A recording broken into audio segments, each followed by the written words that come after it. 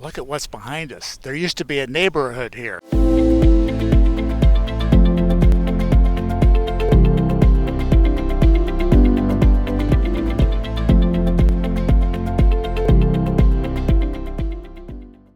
And I'm here with expert Sandi Hemmerlein. And Sandi, remind me of the name of your blog. It's avoidingregret.com. Avoiding Regret. I get more information from this woman. She is my source.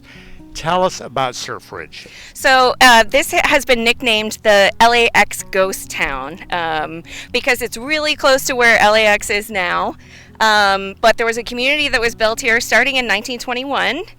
There are lots of pamphlets and brochures dating to like 1926 that advertise a dream city by the ocean, 3 miles of ocean views.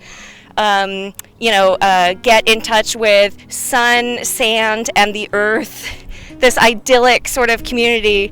But of course, you it's won't all see gone. any of that here. Correct.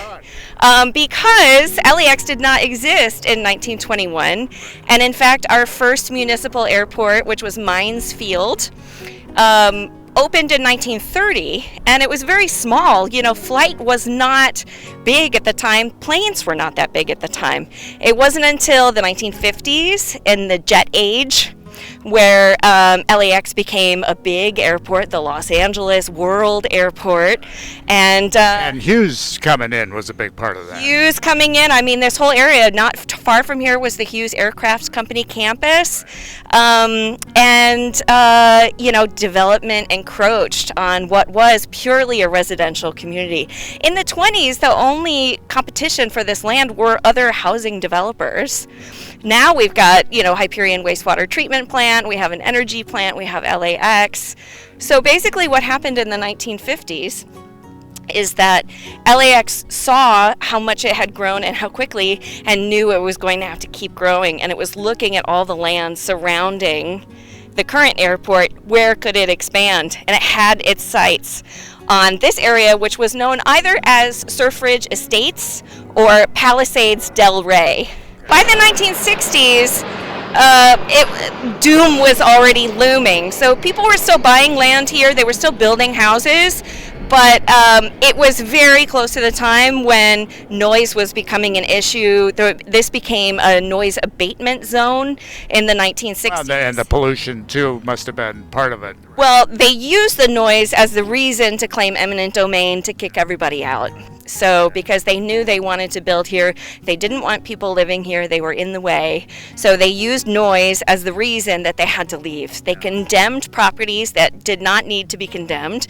They were perfectly fine. This was a well-manicured, lovely landscaped property with ice plant, palm trees. We have some old pictures plus an overview of kind of the streets that are still in here. Right. And you volunteered as a part of the Conservancy. What did you find when you went? Right. So the current state of affairs, because in the late 1960s, early 1970s, they did demolish most of the structures.